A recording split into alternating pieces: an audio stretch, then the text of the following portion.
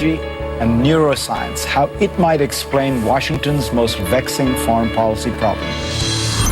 If you're wondering whether Washington's nuclear negotiations with Iran will succeed, don't look at policy or history. Look at psychology and look at the human brain. That's what my two next guests argue in a piece in The Atlantic magazine this week. They have some surprising and simple insights that explain how and why the Iranians act the way they do. Nicholas Wright is a neuroscientist. Karim Sadjadpour studies Iran. Both of them are with the Carnegie Endowment. Welcome. So, Karim, the first thing I've got to ask you is, people are going to listen to this and say, well, wait a minute. The Iranians are not rational.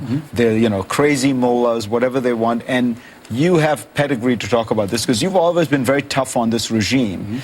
But yet you think that, you say in the article, there's no Orientalism of the brain, meaning that, Iranians, because they are Oriental or Iranian, are not so different that we can't study them by looking at neuroscience. Sure. I always have been skeptical of the nature of this Iranian system, and certainly what we're trying to do here is not to replace ideology or nationalism or geopolitics as a way to understand Iran's nuclear motivations, but to offer an additional lens to try to understand what Iran's motivations are. And what is quite remarkable, if you listen to Iran's rhetoric over the past 2 decades, rejecting unfairness, this idea of we're rejecting global double standards, has been an incredibly powerful motivation for them unto itself. And what I found is when I'm in Tehran, this was said by not just the regime, but even ordinary people. And you argue that neuroscience tells us why this issue of rejecting unfairness is so important. Yes, so we can see that people are prepared to pay a high cost to reject unfairness, and this is based in our biology. So I can illustrate this with a brief example. So imagine, Fareed, that I am given $10 and I can decide how to split that with you.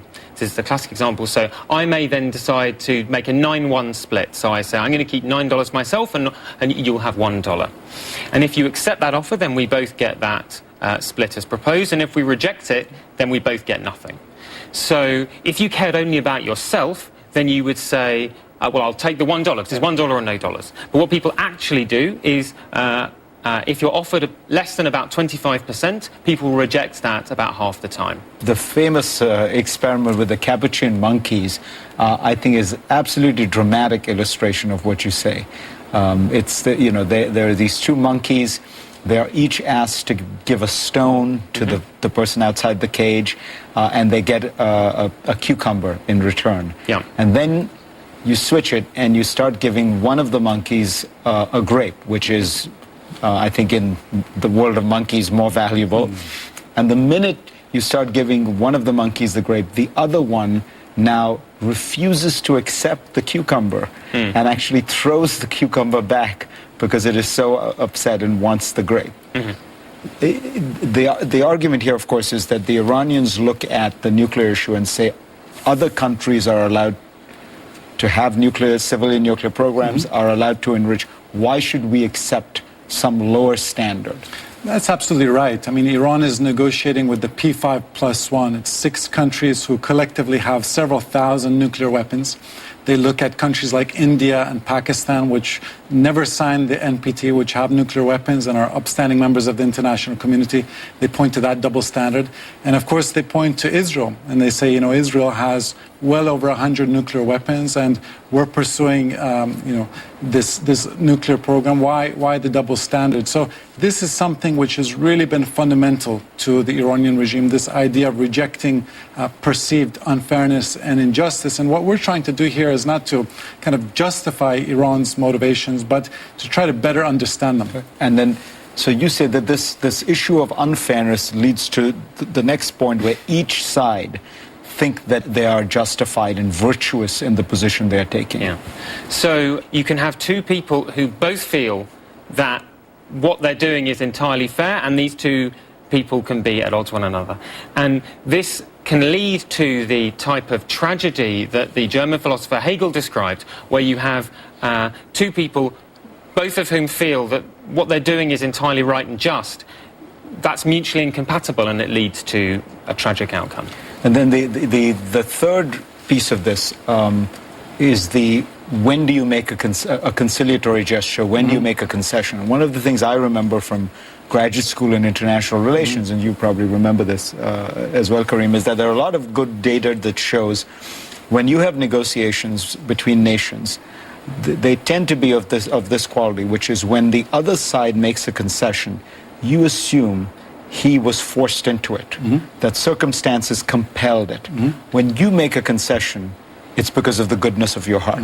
Yeah, I think for it here it's useful to make an observation about the evolution of Iranian society.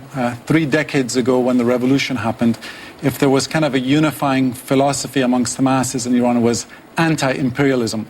And today I would argue the unifying philosophy amongst Iranians is globalization. We don't want to resist the outside world, we want to be part of the outside world. And I think Hassan Rouhani is certainly a reflection of that kind of popular will, not for resistance but reintegration. And so this is, I think, what's really driving Iran's desire to try to re-emerge from isolation. So you're saying it's not as much the pressure of the sanctions, but also the promise of globalization? Well, I think certainly sanctions played a role in bringing Iran to the negotiating table, but for the Iranian people, who are really, I would say, driving the regime in this direction, it's much more wanting to be part of the outside world rather than to resist it. What conclusion do you draw as the United States and Iran head into negotiations again? It's very interesting because Henry Kissinger said a week before he went to meet with Chairman Mao for the first time, all of the China experts in America said that China will never change, Mao will never change. And for a long time, a lot of people, including myself, have been saying that the supreme leader is very rigid. And I think now we've seen over the last 6-7 months some unexpected progress in U.S.-Iran negotiations. And I think we have to continue to try to test this, to see, is it possible to reach some type of a new relationship with Iran, or is it not possible? But we won't know until we test that. Thank you both. This was fascinating. Thank you.